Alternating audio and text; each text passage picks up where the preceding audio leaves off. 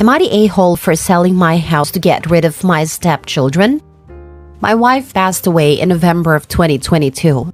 She left me 3 adult stepchildren who have all been very clear that I am not their parent despite being in their lives for over 10 years. Their father has retired to the Philippines. They are 21, 22, and 25. Their mother and I have been helping them out with a place to live because our city is very high cost of living. The youngest is in school still, but the other 2 are employed. After their mother passed away, they stopped doing anything around the house.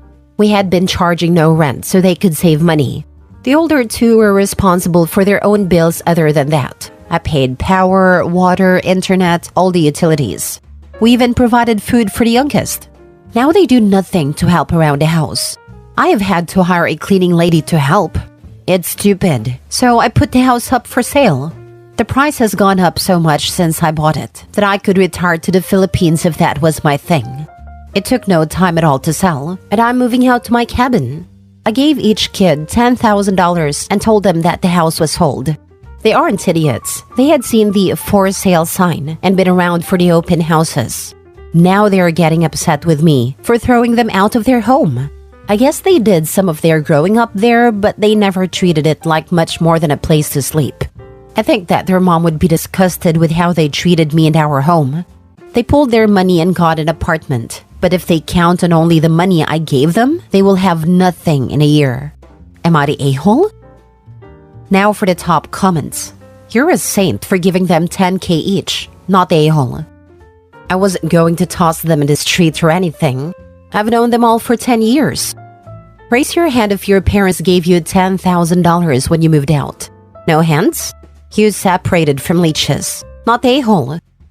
Right? I joined the Marine Corps and left with the cloths on my back. That was it. Navy at 18. 2 years later, I'm operating a nuclear power plant. Time for them to grow up. Not the a-hole. They were disrespectful to you and your home, and you weren't obligated to continue providing for them, especially after they became adults. You were already not the a-hole even before I got to the part where you gave them each $10,000.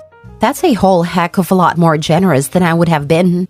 When they stopped doing anything around the house after their mother passed, they were showing you, we only did that for our mom and she's not here now, so screw you, OP. They are grown adults and not your responsibility, even if they were your bio kids. I know a man who sold his house when his wife passed to get his own bio adult kids out. They were in their 40s, and he didn't give them any money. He told them they had decades to save, and if they didn't, that's on them. Move to your cabin and relax. Look at the $10,000 each as a last gift you gave them for their mother. They will learn to stand on their own feet, and if they don't, they are not your responsibility.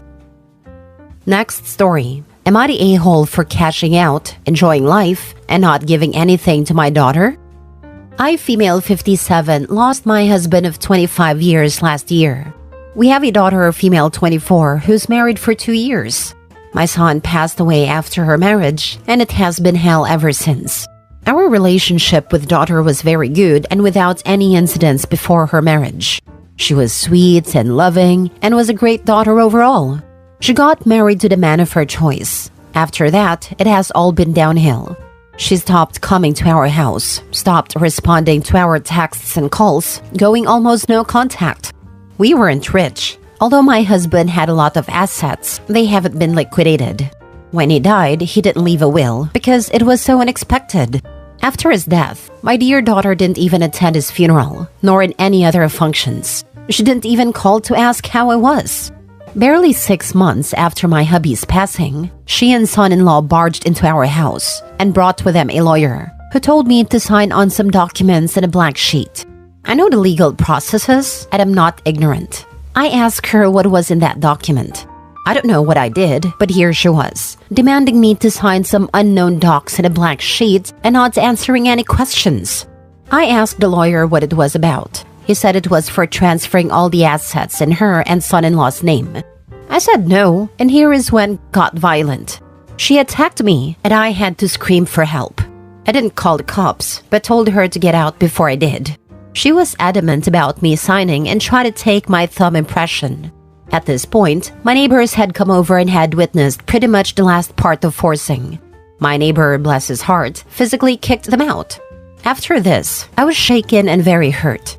I don't know what I did, and I was honestly scared for my life. She kept sending me messages, though not threatening, because maybe her lawyer told her so. She kept on sending sweet messages, thanking me for making her the beneficiary, transferring all assets to her, etc. I was disgusted. A week of harassment later, I decided I had enough. I wanted out. So I met my lawyer. He said since there was no will, I was the sole owner of all assets and could do as I wish. Long story short, I sold everything, made 8 figures, bought a new house in a place that I always wanted to be, far from everyone.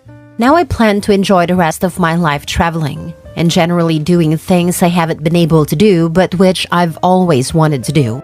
I recently heard through the gossip vine that my daughter tried to start litigation against me shortly after I sold and left, but it fell through, as everything was in my name now.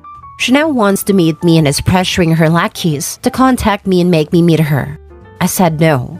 I don't understand why she did that, because it was all going to be hers anyway.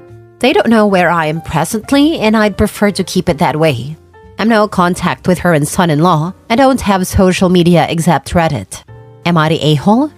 Edit. Amount is not in dollars. If converted, it would come around lower 7 figures. No, I'm not from the US and English is not my first language. Not a-hole. Suggest you leave all your money to a refuge for abused women. As for your daughter, she can whistle. I'm thinking of doing that. It's too much money for me to spend. I'd probably do whatever I want, then donate it or open an old age home and leave it all there. Please report that lawyer to his office and the bar association.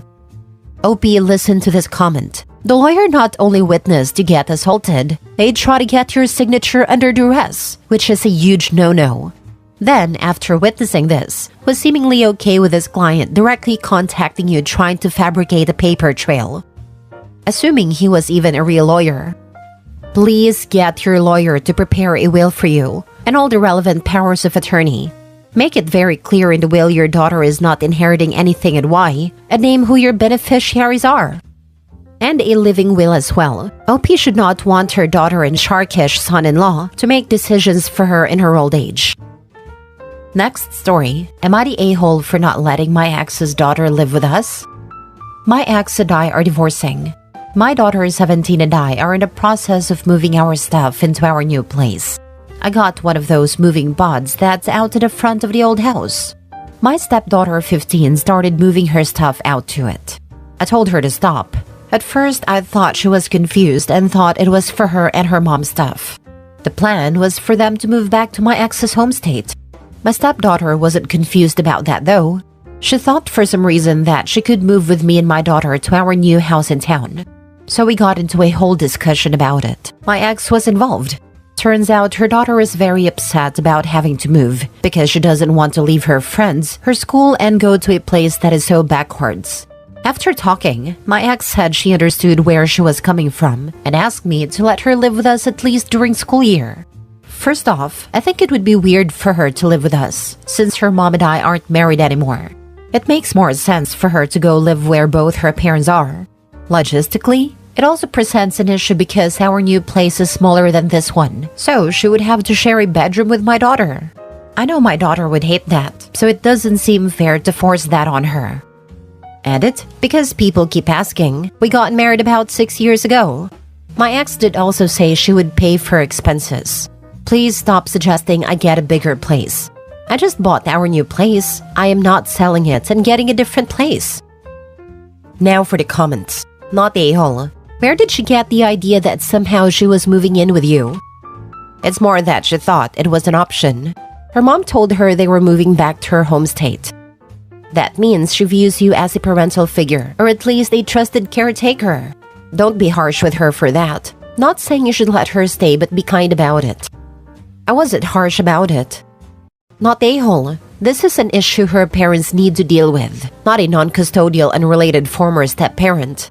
Her parents are the a-holes for not telling her before it got to this.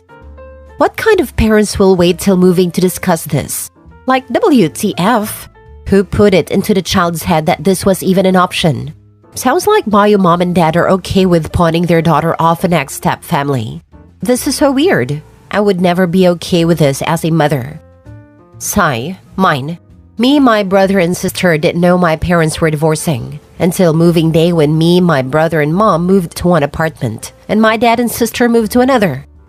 I'm so sorry. That must have been so traumatic for you all. It was, and my parents barely acknowledged it. It was just like, this is how things are going to be now. Next story. Am I the a-hole for going back on my word to help support my husband's affair baby? I found out female 42 that my husband male 44 was cheating on me with a girl female 25 he found on Tinder. He made himself out to be a rich guy, but actually he works for my father. When I found out, I asked for divorce.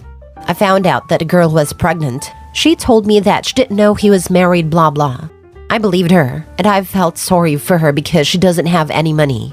I have 2 children, so I thought her baby was my children's sibling. I said that I would take care of them.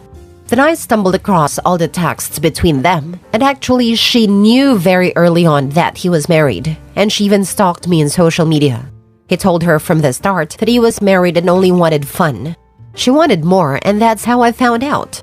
Now I feel immense hatred and resentment towards her and her baby, and I don't want to help her anymore. I liked her, and she fooled me. But she only used me. I told her that I wasn't going to be helping her and wished her good luck. My husband will still have okay salary at his new work, and from what I understood, he is planning to have custody or at least shared custody of his child, so the baby will not be suffering, but just not rich. I asked her to not contact me again. She is raging about me taking back my promise and gathering lots of sympathy, and I don't know. I know the baby is innocent in this, but I feel resentful and bitter like I have been used twice. I am very sorry, but no. Not the a-hole. She cheated with her husband, caused your divorce in part, and then lied and manipulated you for money. Pretty rich that she now wants you to keep your word, which was given under false pretenses. She and her baby are not your responsibility, and you shouldn't support them because she tricked you into giving her the benefit of the doubt. Your husband probably coached her in order to maintain access to your money. My husband is the one who showed me the texts. So tell her that a promise was made under false pretenses, and she was after your money from the start. Didn't get rich man, but could go after a rich wife. You don't have to honor your promises to a lying gold digger who broke your family. You can even post the screenshots of her messages or send them to people questioning your dignity. You can also volunteer these people to take care of the baby if they think that strangers owe something to that lady. Not your husband, not your baby, so not your problem. That's basically what I felt, even if it meant that I went back to my promise. You would have never been the a-hole, even if you said no to helping from the beginning. Definitely not the a-hole now. Last story. Am I the a-hole for listing lack of family support as one of the many reasons that I wasn't open to having a third baby? My husband and I had our son knowing that we wouldn't receive much or any family support. My father-in-law is ill, so that takes up my mother-in-law's energy, and his siblings are child-free and not really interested in kids. My family lives far away, and I never expected or received any help with babysitting, etc., except on the rare occasions that my parents come out to visit and give us a date night. Yes, it would be amazing if my husband's family was more involved, but I never thought anyone owed us any babysitting, and we made a choice to have kids with our eyes wide open. My husband's sister has offered to take our son a couple of times to give us a break, but ultimately flaked each time. At this point, I'm not really sure that I'd be comfortable leaving my son with her anyway, so it's not something I've pursued. I'm currently pregnant with our second son, and we told the in-laws we were having another boy during a family gathering.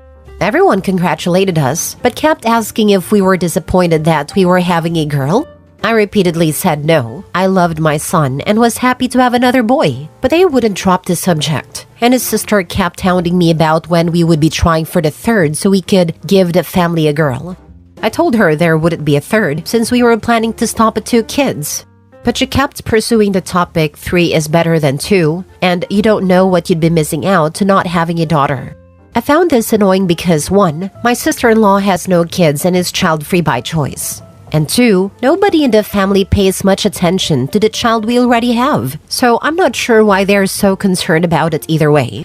Sister-in-law kept hounding me, and I told her that it would be difficult for us to afford a third kid with daycare costs, limited family support, a small home, 2 working parents, etc. I didn't emphasize the family piece, but it was one of several reasons that I rattled off to explain our decision.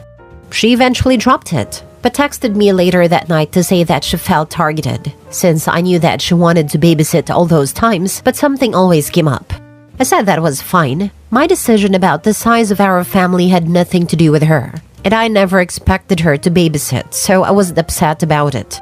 Apparently, that response ticked her off even more, because now she's telling my mother-in-law and husband that I don't think she's a good aunt, and that's not a good reason to deprive the family of a girl.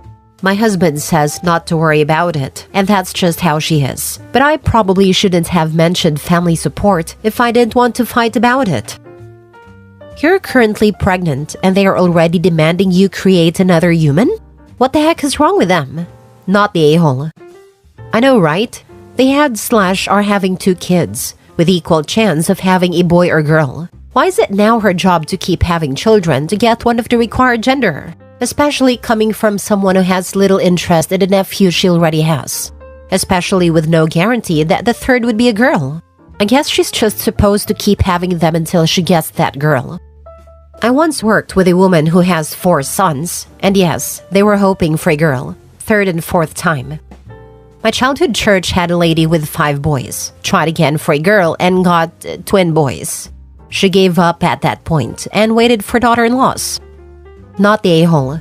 If she wants the family to have a girl, then she would have it. Sounds like there is something going on. Maybe she does want kids, but something is preventing that. I don't know. I've considered the same thing, but she talks a lot about not wanting kids because she wants to focus on her career and pursue her own interests. Her and her husband travel a lot and have a nice lifestyle, so I've always assumed it was a choice based on their own statements. Yeah, it could be, but she seems to be getting a bit weird about it if that's the case. It just gives me vibes, that's all I'm saying. Yeah, sounds like it could be rationalizing to me. Still, not that it's anyone's business if she doesn't choose to share it, but you never know what's going on in someone's head, even if the opposite is coming out of their mouth.